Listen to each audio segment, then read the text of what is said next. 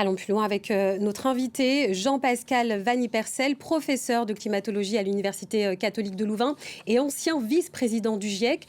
Bonjour, que nous disent les incendies qui touchent Bonjour. actuellement la Belgique et donc les Pays-Bas, mais aussi la Grèce, sur l'évolution du climat européen?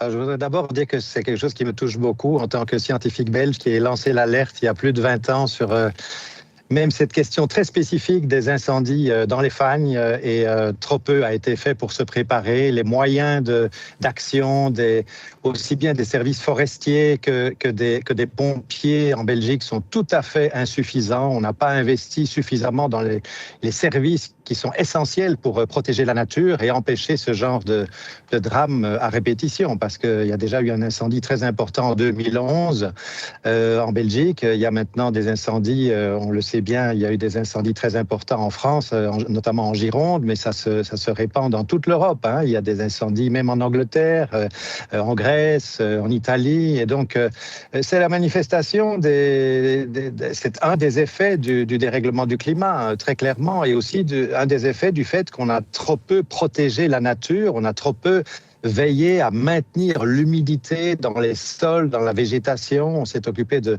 planter des résineux partout, n'importe comment, parfois, et on voit le résultat aujourd'hui. Donc, c'est extrêmement triste. Je vais vous dire que j'avais quelques larmes aux yeux ce matin en écoutant les nouvelles, là. Vous nous dites qu'on a très peu fait. Qu'est-ce qui aurait pu être fait, par exemple, dans le cas de la Belgique? Écoutez, il y a eu un projet de restauration dans le cadre des projets LIFE européens financés par l'Union européenne, un projet qui s'est terminé, je pense, en 2012 et qui visait à désenrésiner, donc faire en sorte qu'il y ait moins de résineux, qu'on essaie de maintenir au maximum l'humidité dans les sols, dans la nature. Et les études scientifiques ont montré que dans les années qui suivaient ce projet de restauration de la nature, les incendies prenaient beaucoup moins facilement, prenaient une ampleur beaucoup moins importante. Donc, on aurait dû continuer à faire ce genre de choses, cette protection de la nature à grande échelle, ce maintien de l'humidité dans les sols, cette diversification des espèces aussi. Quand on n'a que des résineux qui ont tous le même âge et qui sont tous plantés de la même façon au même endroit, mais c'est chercher l'incendie dès qu'il y a une étincelle ou un mégot de cigarette qui est jeté par terre. Donc, on aurait pu faire beaucoup plus et pour prévenir et pour avoir les moyens d'empêcher l'extension. Quand on fait intervenir, comme votre séquence le montre, des forces qui viennent de 5 pays différents, mais forcément, ça montre qu'on n'a pas les moyens propres en Belgique. On n'a pas suffisamment les moyens propres, notamment les moyens aériens, d'agir. Et que si on doit coordonner des soutiens qui sont évidemment très bienvenus, qui viennent de 5 pays différents, mais ça pose des problèmes de coordination. Ça fait perdre du temps aux forces de l'ordre, aux forces des pompiers. Et donc, il faut absolument investir davantage à la fois dans la protection de la nature et dans les moyens pour combattre les incendies qui ont été beaucoup trop négligés. Aussi les moyens humains, bien sûr, qui ont été beaucoup trop négligés ces dernières années. Lorsqu'on regarde les incendies, que ce soit en Belgique, au Royaume-Uni, forcément, on s'interroge. Ces pays sont-ils en train de devenir de nouveaux territoires à risque d'incendie? Euh, oui, et c'était quelque chose qui était connu. Vous savez, j'ai coordonné avec un collègue un rapport en 2004, il y a plus de 20 ans, qui attirait l'attention sur tous les impacts des changements climatiques en Belgique. Et parmi ceux-là, il y avait une section qui concernait spécifiquement les risques d'incendie dans les milieux naturels, notamment dans les fagnes. Nous avions attiré l'attention sur le fait que les fagnes, l'endroit où se passent ces grands incendies, dans cette très belle réserve naturelle, dans l'est de la Belgique, nous avions attiré l'attention sur le fait que cette réserve était particulièrement vulnérable et malgré que l'on sache que ce risque était si important, on a continué à investir à la fois dans la protection de la nature et dans les moyens en matériel, les moyens humains qui permettent à la fois la prévention et l'extinction des incendies. Donc c'est le résultat de politiques tout à fait inadaptées au moins de ces 20 dernières années. On évoque donc ces incendies qui font rage dans cette réserve naturelle belge. Quelles conséquences pour la biodiversité?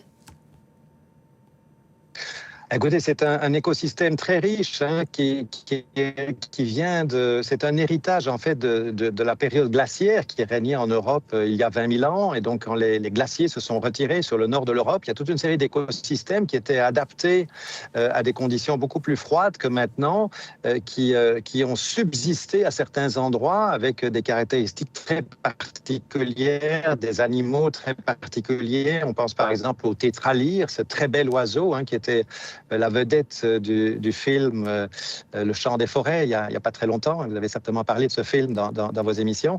Eh bien, ces écosystèmes qui étaient des restes de l'époque glaciaire d'il y a 20 000 ans sont très menacés par le réchauffement. On voit la température qui monte de plus en plus et les climats méditerranéens qui montent de plus en plus vers le nord, avec malheureusement ce qui est associé au climat méditerranéen, à savoir des feux de plus en plus fréquents, de plus en plus intenses, qui remontent aussi vers le nord et qui affectent des territoires qui Jean-Pascal avant Van n'étaient pas Ypersel, justement, vous aussi parlez de menacés la par la forêt. Méditerranée. Peut-on aller jusqu'à évoquer une méditerranéisation du climat de l'Europe occidentale? Bon, peut-être que je ne suis pas sûr que ce mot capturerait toute la complexité des changements qui sont à l'œuvre, mais certainement, on va en Europe centrale, en Europe du Nord, vers des étés qui sont plus secs et donc des risques d'incendie qui sont plus importants. Et dans les fagnes en particulier, comme c'est une région de tourbe, hein, la tourbe, c'est une matière organique qui s'est accumulée au cours des siècles.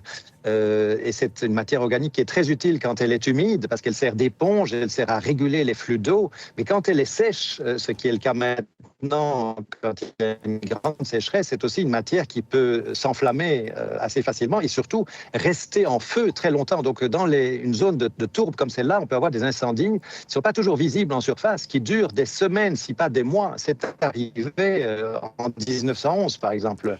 Il y a eu un grand incendie dans les Fagnes et l'éteindre tout à fait a pris des mois, en fait.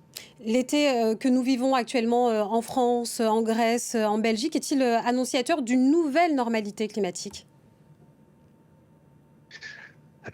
Malheureusement, oui et non. Il est annonciateur d'un genre de climat qu'on va rencontrer de plus en plus souvent, mais le traité de normalité serait dangereux parce que ça voudrait dire que ça ne pourrait pas devenir pire. Or, malheureusement, sur la trajectoire sur laquelle nous sommes, parce que nous n'avons pas assez réduit les émissions de gaz à effet de serre au niveau mondial, les émissions de CO2 en particulier, que nous brûlons chaque fois que nous brûlons des combustibles fossiles, le climat va continuer à se réchauffer et d'ici quelques années, le climat de cette année-ci paraîtra à ceux qui s'en souviendront, hein, nos enfants, nos petits-enfants, comme un climat assez frais. Hein. Donc je crois que dire c'est la nouvelle normale, c'est pas la bonne manière d'en parler parce que je crois que la situation pourrait encore s'empirer dans les années qui viennent si on continue à ne pas respecter l'accord de Paris comme on devrait le faire au niveau mondial.